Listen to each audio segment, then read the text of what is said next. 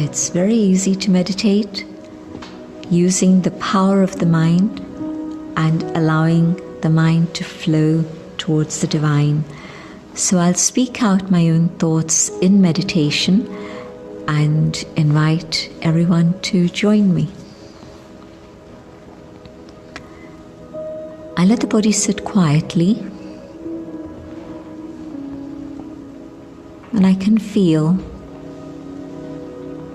the body relaxing, my breath becoming deeper, and now I focus on my thoughts. The speed of my thoughts has slowed down,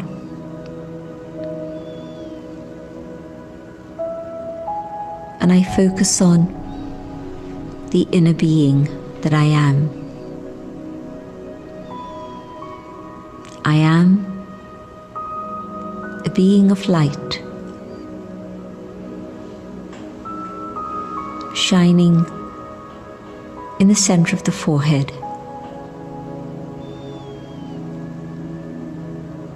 This body is separate. I, the inner being,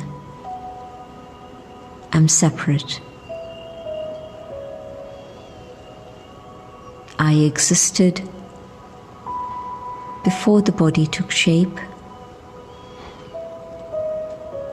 and I will continue to exist even after the body finishes.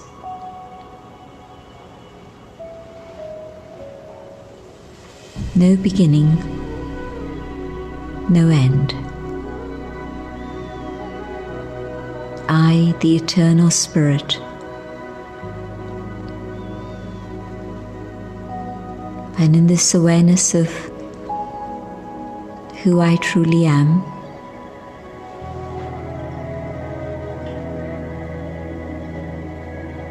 my thoughts focus on the divine, a being of light,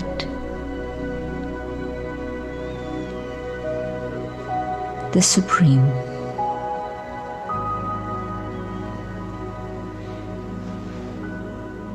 From the source of love,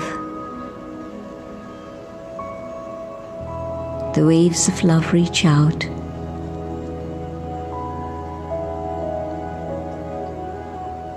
I absorb these within myself.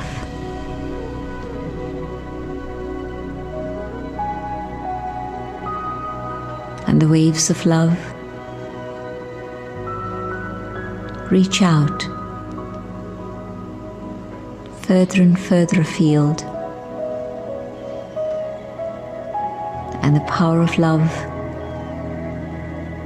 surrounds the world.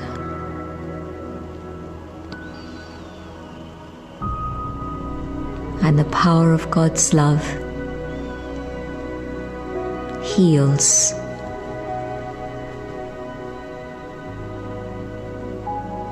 Souls have been carrying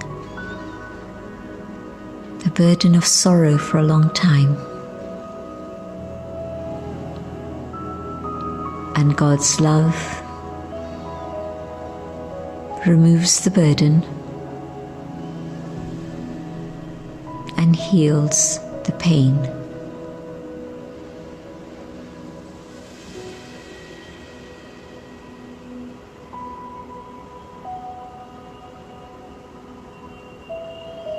The power of God's love melts the heart so that the heart can forgive and let go.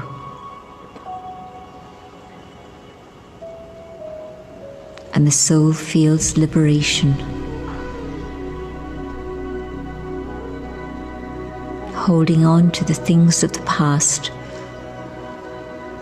has been a burden that I did not realize. And the power of God's love allows me to remove that burden and be able to forgive and become free.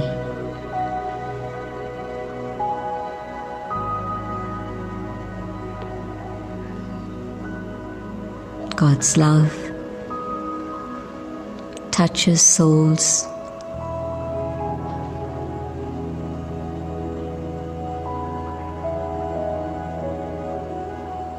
and they continue on their journey, feeling the power of God's company.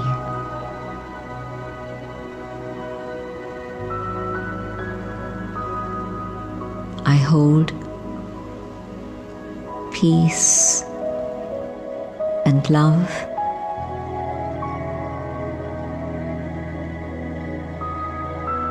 and my thoughts return to the physical dimension.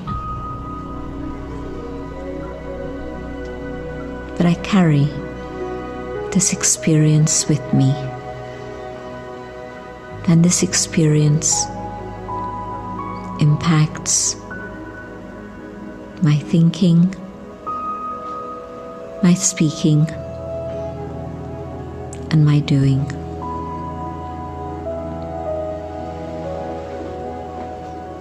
Om Shanti.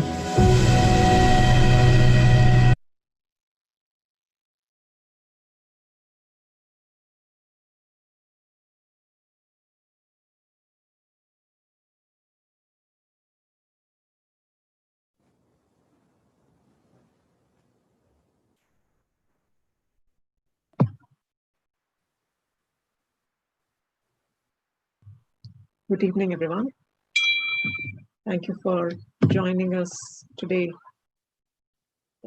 for our next, for our Thursday talk on a new topic. Today's speaker, most of you are familiar with today's speaker. That's our Sister Rona. Sister Rona has been with the organization for 25 plus years, and from I think 2017 she has been offering her services from Manhattan Center. She's managing the center and offering services. Today's topic is, are natural calamities natural? When I read this topic, I actually looked up the meaning, dictionary meaning of natural. And it says not made or caused by humankind. And my thought was, I mean, we have been seeing some series of calamities even at present time happening. Is it really true that mankind is not causing all those? We always look at the different topics, whatever we discuss, we always look at them from a spiritual perspective. And spiritual perspective gives a little deeper angle and view to look at things. So even for natural calamities, as a mankind, like we say, the mankind is the greatest creation of God, right? Are we contributing to these calamities? Is there a way we understand that we also can kind of prevent it? Let's hear what Sister Rona is going to share with us today. Maybe some mysteries will get unfolded today. Sister Rona, thank you so much.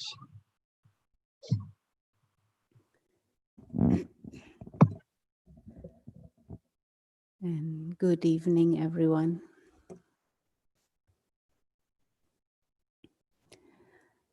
Tonight's topic is quite interesting, no? And very good, Anita. Looking up this word natural. So are natural calamities natural? Or is there a dimension that is part of those natural calamities that is human-made. So today we will explore a little bit this topic. But before we try to understand calamities, let us first try to understand our relationship, our interaction with nature. And let us try and grasp a bit the forces of nature and some of its laws. And then we can, from that, deduct what could be behind natural calamities. There are many things that human beings can change. There are many things that human beings have a hold on, a hand in. We can change the temperature in rooms, for example, by using electricity. We can change desert land into cultivate greenery and crops and fruits. We can change the way we communicate through technology. There are many things that human beings can do and change. But there are also many things that human beings cannot change. We can change the temperature in the room, but we cannot change the temperature in New York City outside. No? And so there are many things that are not really in our hands to manipulate or even just to use and to recreate something else. And amongst those things that human beings cannot change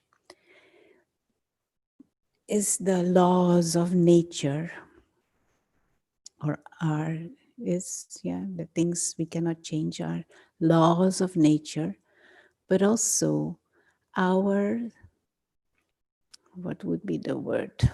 Our subservience to the laws of nature. There are laws of nature behind apparent complexities. There are laws of gravity, for example. Well, if you throw a stone into the air, the laws of gravity will pull that stone back to earth. And not only a stone, any object, that even something that is thrown from a building, it goes down. And that applies to anything. And everyone also. If you jump from the chair to the ground, it will go down. And it doesn't matter whether you are rich or poor, whatever your social, economic background is or your ethnical background is, that law of nature applies to everyone. And nature doesn't discriminate. No? And we can try to modify certain outcomes, but we cannot change those laws. There are laws of physics, there are laws of chemistry, there are laws of biology. There are many, many different laws. And when we observe a bit more closely, those laws have, there are kind of three categories in which they fall. There are laws that create. These laws are geared at nature's power to create something new. For example, a seed, there are forces of nature that work so that that seed can germinate and create a plant and a fruit. There are forces of nature, and there are laws of nature that are guiding that process. There are also forces that destroy.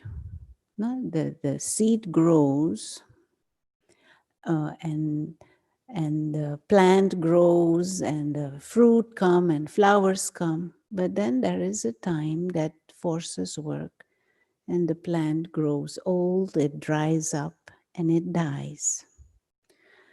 And that will make way for nature's forces of creation again. From that fruit and from that flower, some new seeds come and a new tree can come. These are like nature's forces to create and nature's forces to destroy or cancel out.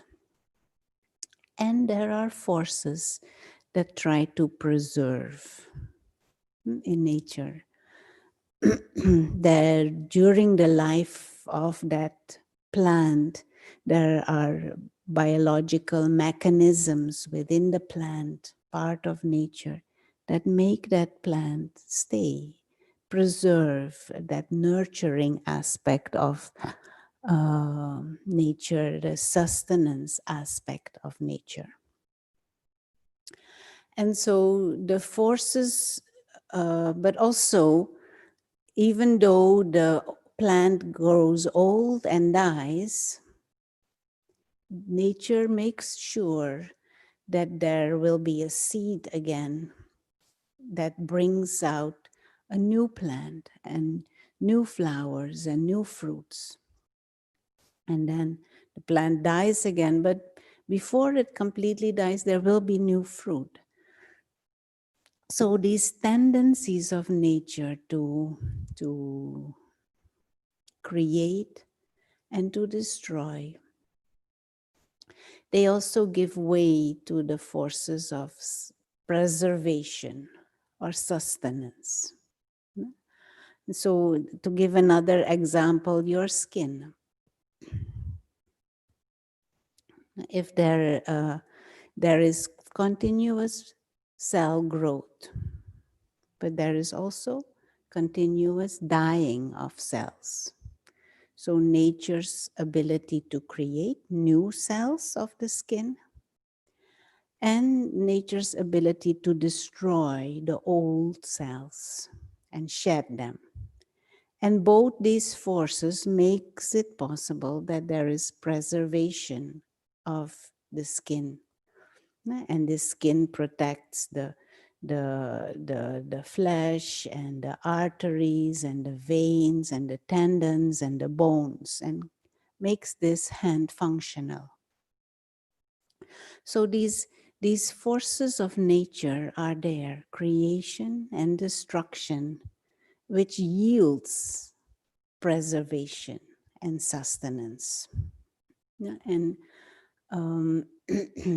what biologists have seen in when they study animal species, herd species, what they have seen when certain herds, when their numbers become too big, and their niche, where they live in nature,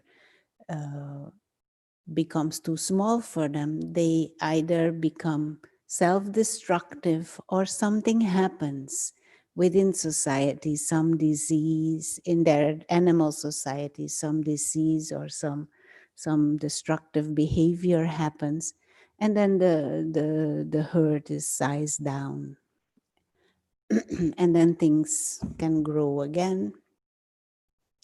Now, when sociologists and our human scientists who study human behavior and who study patterns in human society, when they look at history, what they say also in human populations there are periods of peace where there is growth, where there is a certain peace, where there is a certain stability and abundance in the society. And then something happens, but also population during that time grows. And then something happens. Either some war happens or some epidemic breaks out. Something happens that disrupts it. And many people die. And then after that war, again, there is a period of relative peace, relative growth, and a certain prosperity and a certain flourishing. And then something happens again. And they see these patterns. And the spiritual perspective on this all is that there is a bigger picture that balances things out. As a society, as a world population, but this would also apply to our our behavior. And there is like a moral dynamic to our existence, to which nature also responds. So the spiritual perspective on this all is human souls, the beings of consciousness who use a physical body to express and interact with matter. We have like a relationship with matter. The soul has a relationship with this body and therefore can use this body. The soul has a relationship with all kinds of elements of matter, and that is why we can use it and interact. And so there is this relationship of the souls with matter. And matter or nature or the elements respond in their own way to how we are and how we behave. So that, having said that, if human beings position themselves with respect towards nature, if human beings position themselves in a way where there is a dignified behavior with nature, where there is a peace inside that radiates to nature also, then nature responds with its creative energy, with its preserving energy.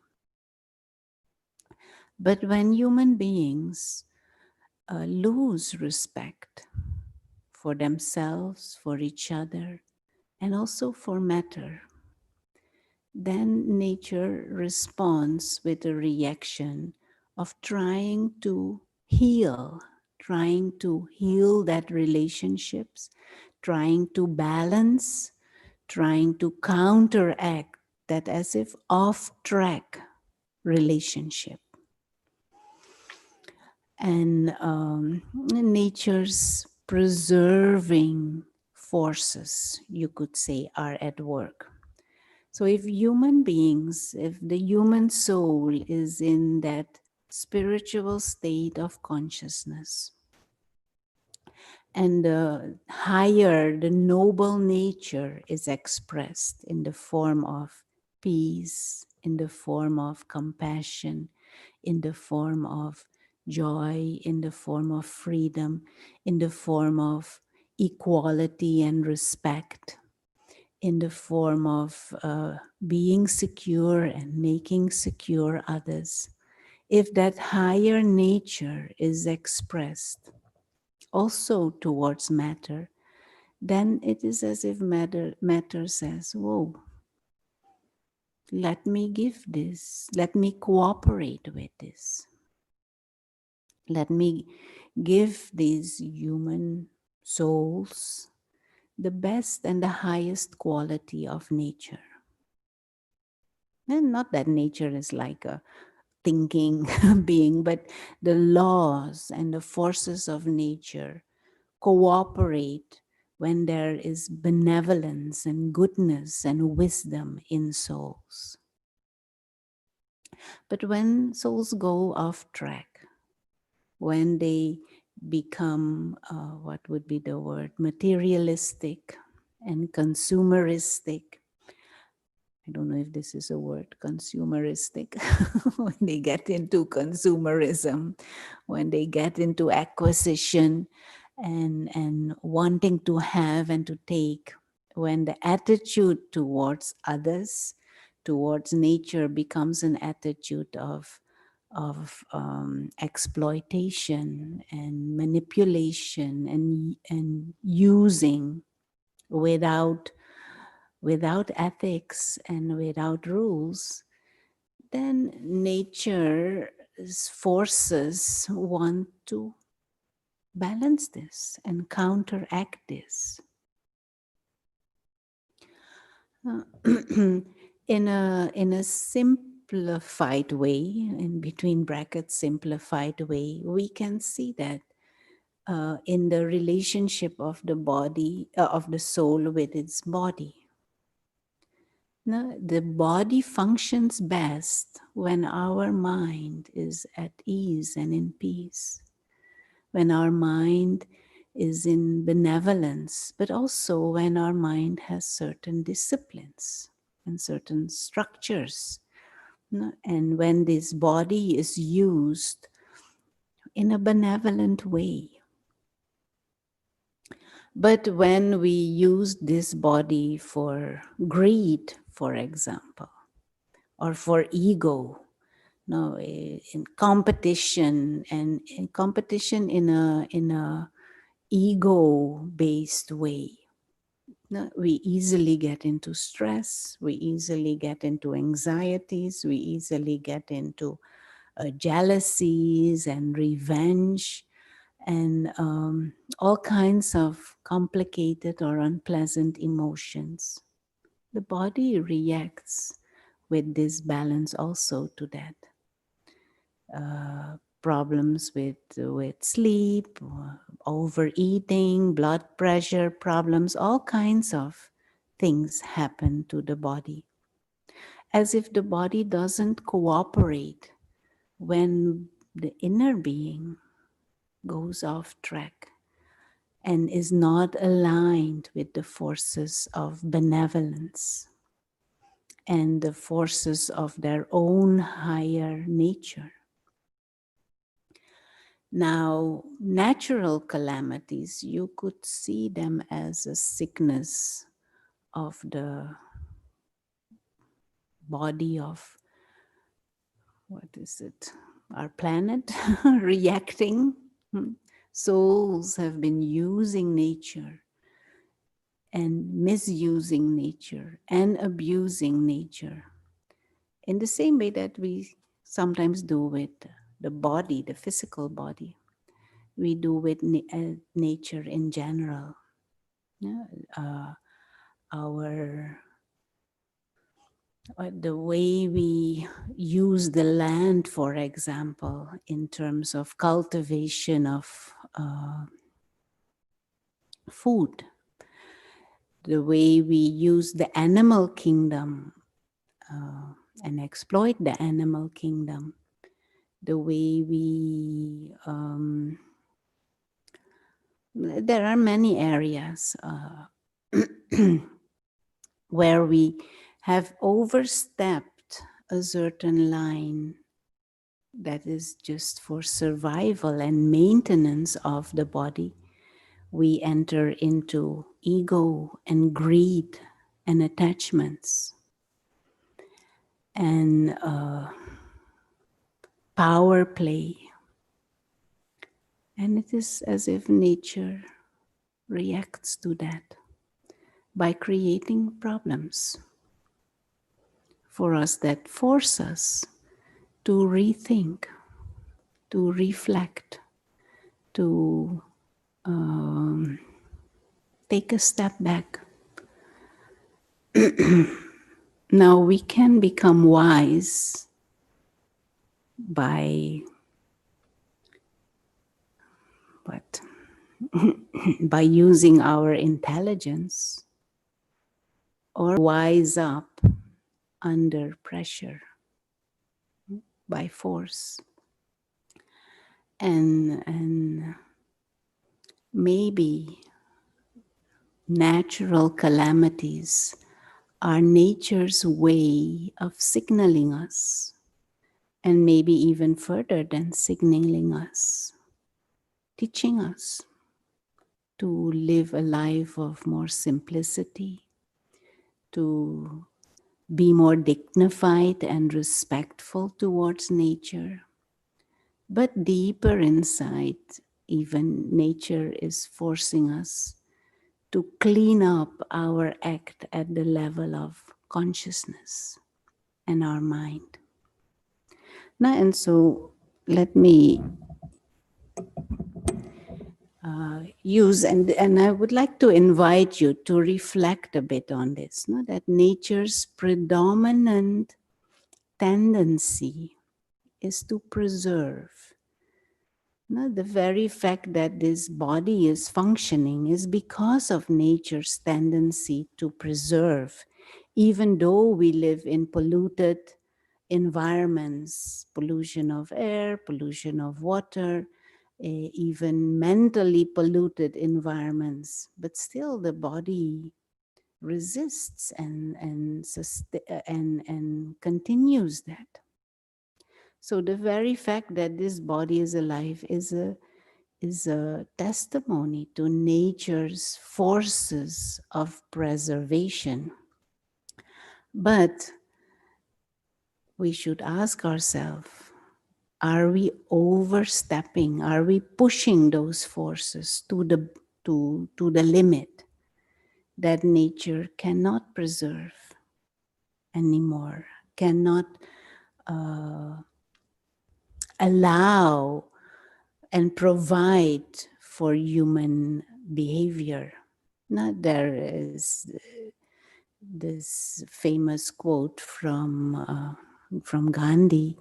The world has enough for the need of the world population, for everyone's needs, food and housing, everything can be provided, what is needed. But the world doesn't have enough, the planet does not, will never have enough for everyone's greed. And so these may not be very obvious connections for us at present because we are not taught and we are not encouraged to think in a more introspective way. We are not taught and we are not encouraged to explore a moral dimension to our actions and interactions. We are not encouraged or taught that there is a non-physical dimension, that we ourselves are beings of consciousness. We are not taught that there are consequences for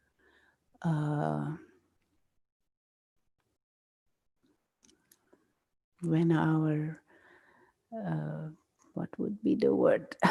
Our exploitative nature manifests. But we all know in a limited way that we cannot just go around and steal and take everything and just do anything we want. There are consequences at that level.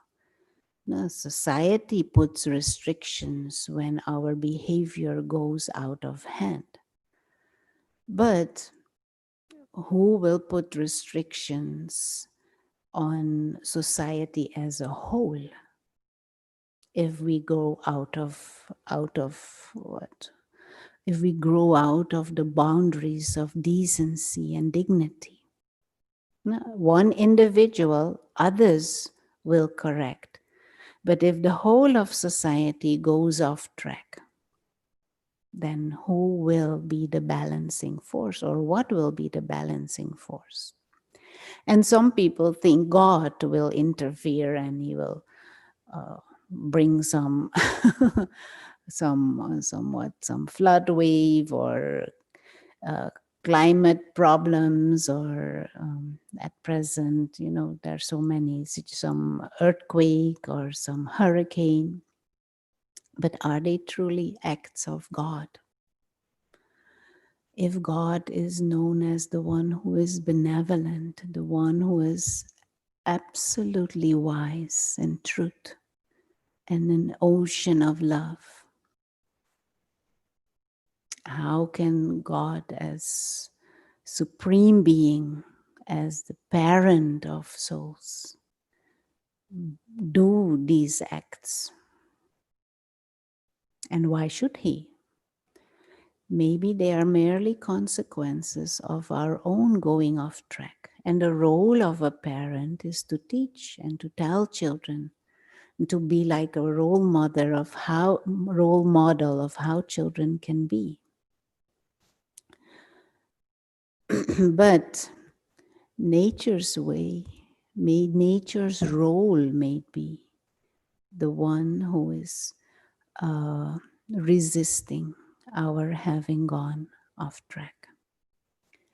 And so I'll just draw a simplified model for you to reflect on if you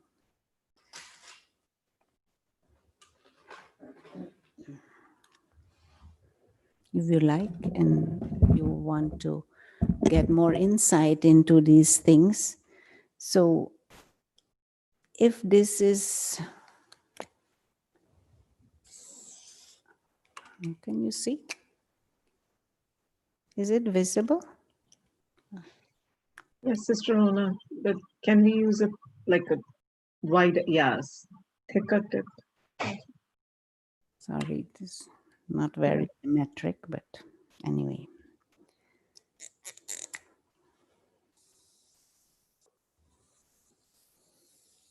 If this is an image, a photo of the mind, yeah?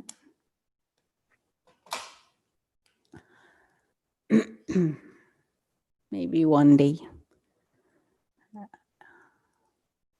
Apple will develop a camera to take picture of the mind. If this is the image, picture of the human mind, and if we could visualize what is going on in that mind, then,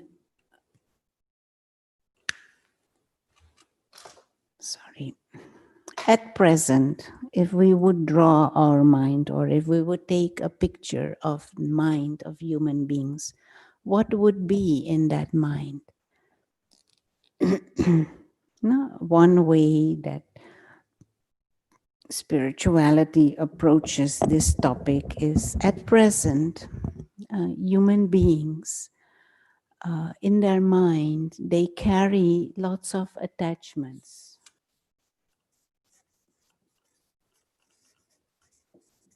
No, they are attached to objects, they are attached to people, they are attached to their own ideas and beliefs, they're attached to their habits and their systems, they are attached to others. Lots of attachments going on, and attachments also in the form of preferences or dependencies or bondages or expectations or desires. Mind is full of that. Desire is a good word to put here. Desires. No, many, many times we just wake up and thoughts already, oh, what I want, what I need, what I have to get today, what I have to do today to get. This voice going on inside. Lots of desires. There is also ego, which is a bit further than attachment. We identify with certain things. We identify with a certain position. We identify with a certain image of ourselves. We identify with our job, maybe. And so we have to protect all these egos.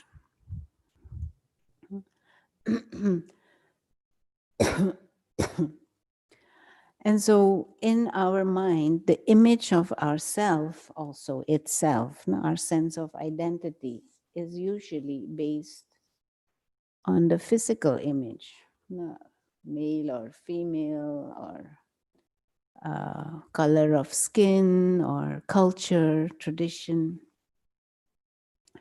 And this fills our mind. But from these attachments and from these desires, there is a certain what would be restlessness that comes. Will my desires be fulfilled? Will my attachments be stable so that tomorrow again I can feel okay? Now, the truth of it all is that we live in a world that is changing, and it is changing all the time. Even this body is changing all the time. So if our sense of calm, if our sense of peace, if our sense of self-respect is based on our attachments and desires and on this physical image of ourselves, then we will always be insecure and restless, because everything changes all the time. And even if it doesn't change today, I have no guarantee for tomorrow. We live in a world that is changing all the time and unpredictably changing all the time. And if we look at this world from that limited mind and that limited perspective, this world can be a very, what would be the word, hostile world. Everything can be like a threat. Everything can be a threat to my ego. Everyone, every situation, every interaction is a potential threat when we identify and when we hold on to the limited. Now, a mind like this doesn't create very pleasant feelings. Peace is only there when all my desires and attachments are appeased and at ease, and my egos doesn't feel threatened. So this mind is always kind of restless. Now, let us look at a very different mind. A noble mind, a mind where there is the inner positioning of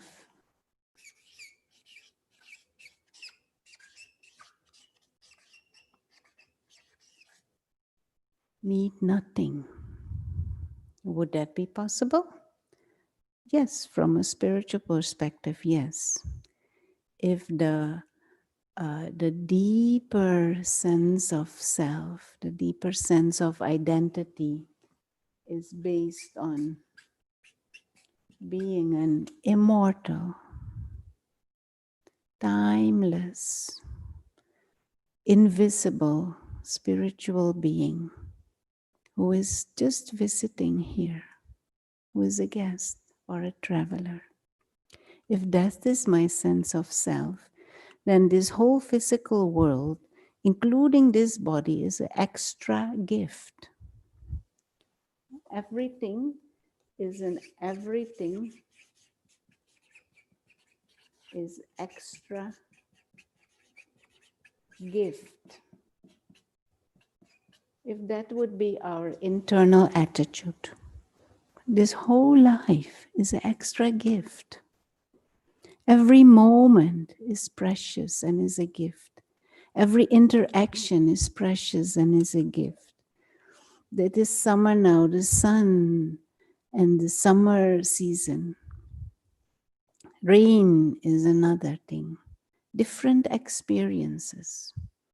If that is our internal attitude, that kind of childlike, playful, innocent cheer of new things, changing patterns.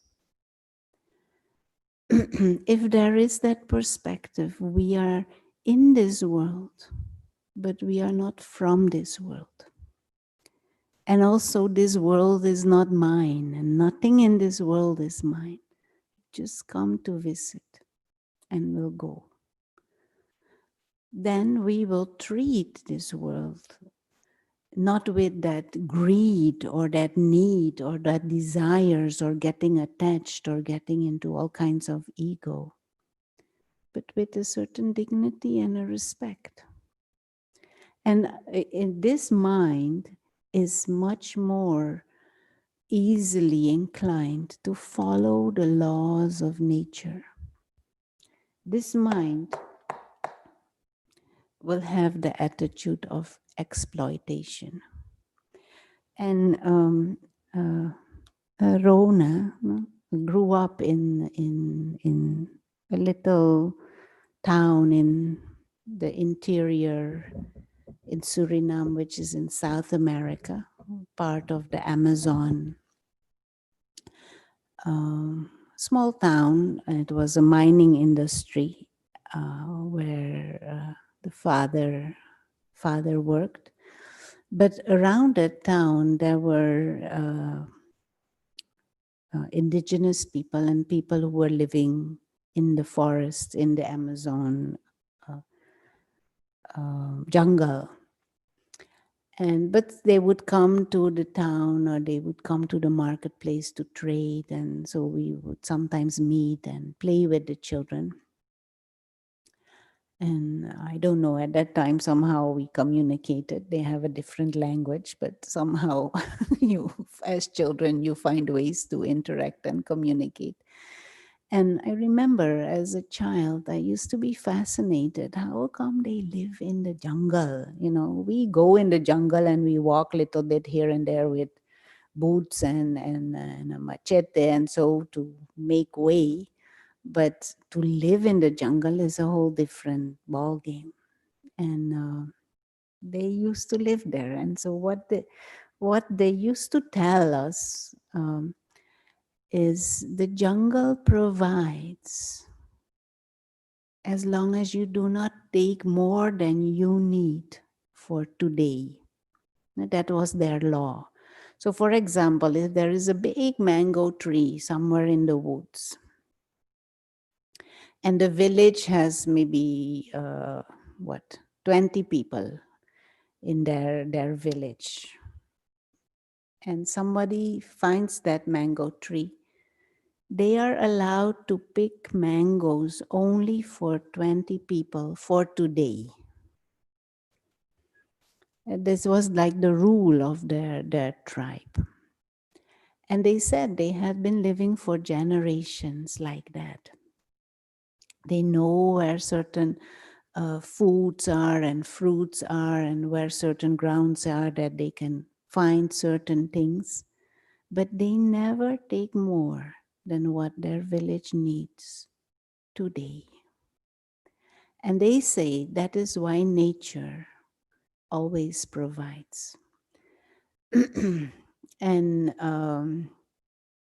they were kind of gathering and trying to talk with the mining industry to tell them that they should not take so much from the earth because the earth will retaliate at that time. Same with the fishing fishing there. There were rivers and people would fish.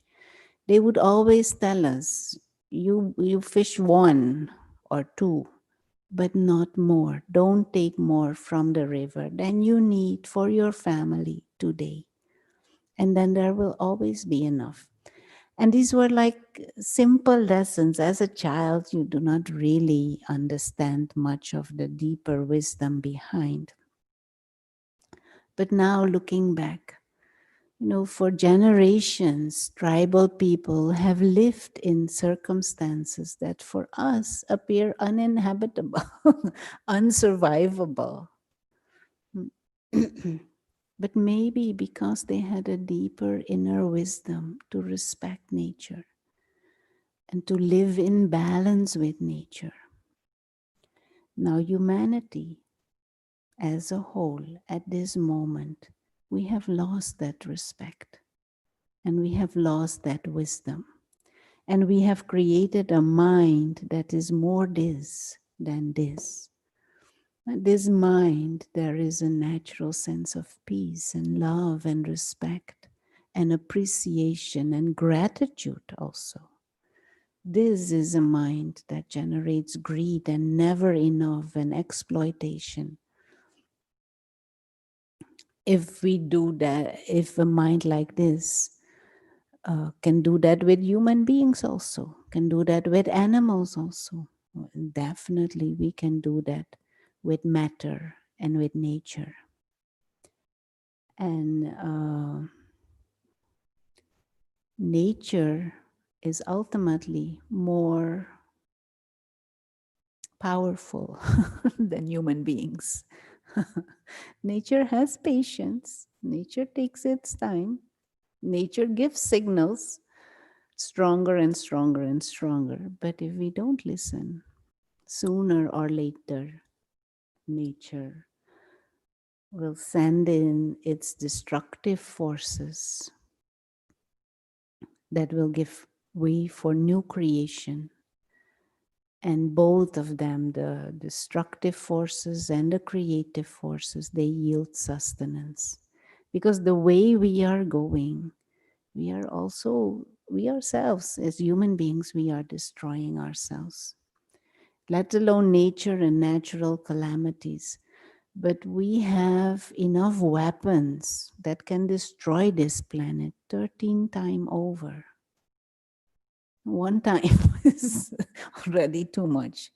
But so much weaponry is there that we can destroy this planet 13 times over. Such has become the human mind. And so, how to stop this? Let us start with the self. That would be our biggest gift to humanity, to society, but most of all to ourselves. Come back in that noble mind.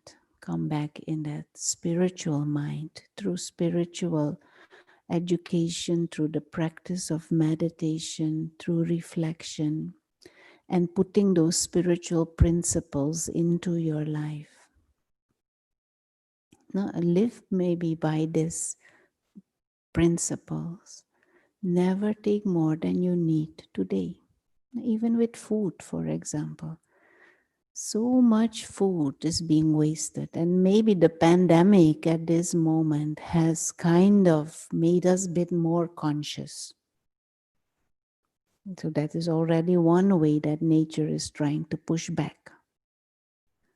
But how much food as a society don't we waste?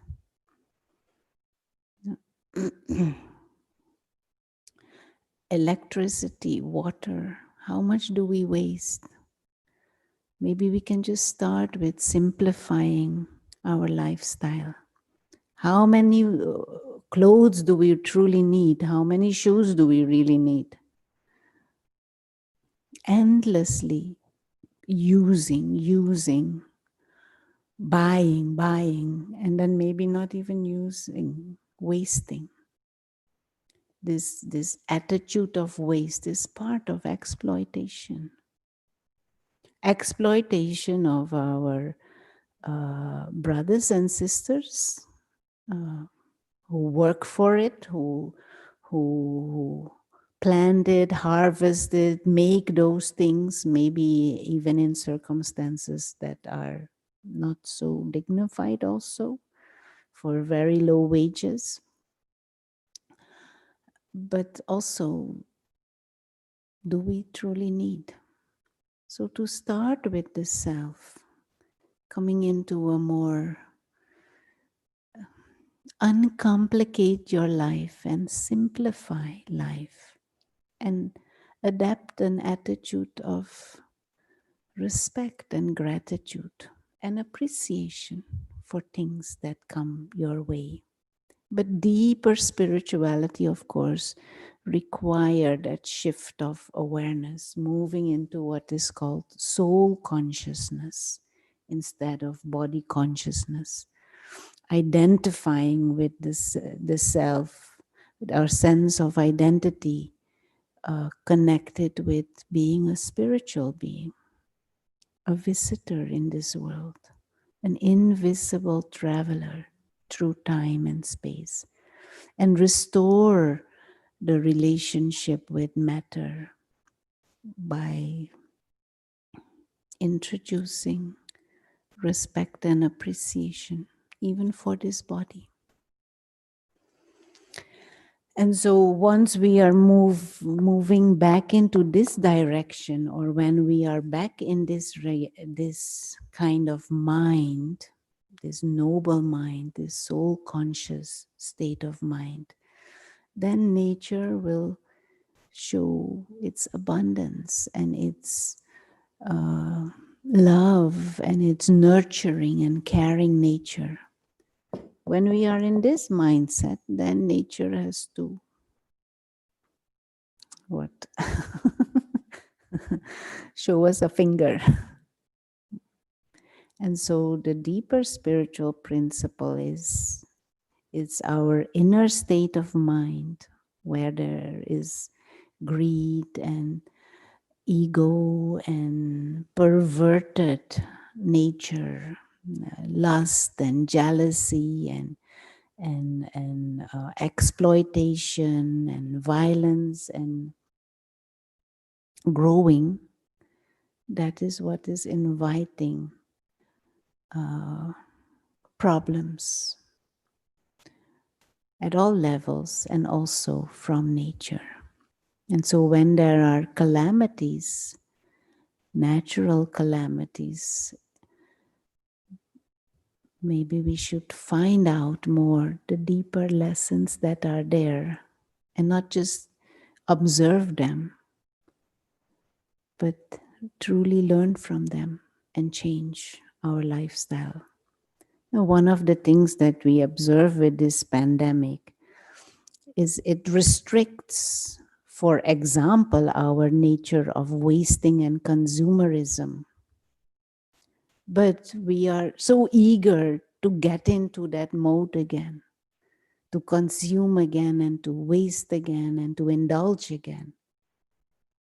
So did we really learn? And if we did not, then nature has to send maybe some other lesson that is even harsher. And so, do we want the benevolence of nature? Then we have to have a benevolent inner nature. If we want to invite nature's harshness, then it is because of our inner nature that has been corrupted and become harsh. Okay. But at a personal, individual level, things are simple. Now take simple steps to start with this. Take time to reflect. Take time to meditate. Take time to emerge your own higher nature. Stop wastage on all levels. Wastage in your actions and your usage of things, but also wastage of words and wastage of thoughts. Simplify life and uncomplicate your relationships. Come back into a much more natural rhythm.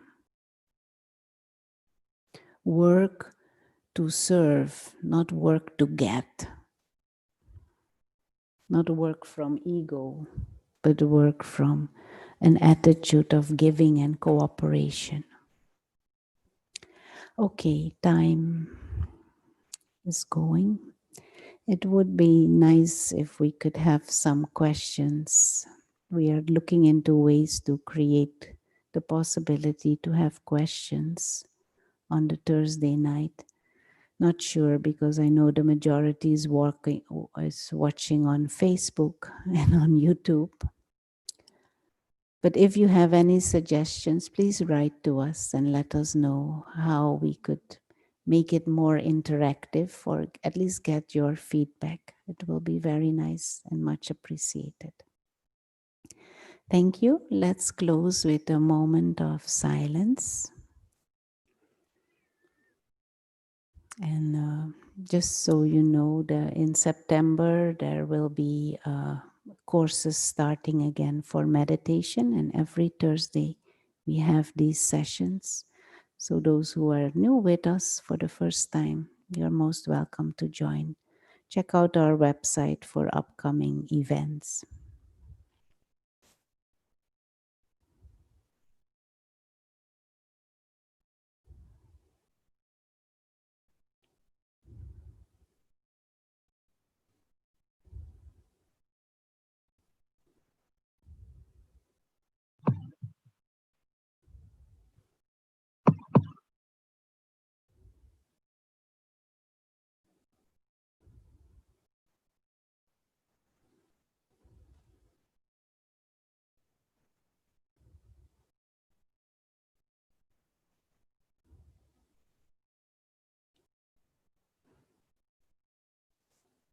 Thank you. And thank you to everyone. Anita, would you like to say something to close? Thank you, Sister Rona. That was really nice, and a lot of points to work on your for the self, and I think that's where the starting point is. Thank you, everyone, for joining us. We look forward to seeing you again next Thursday. Thank you, Sister Rona. Good night. Good night.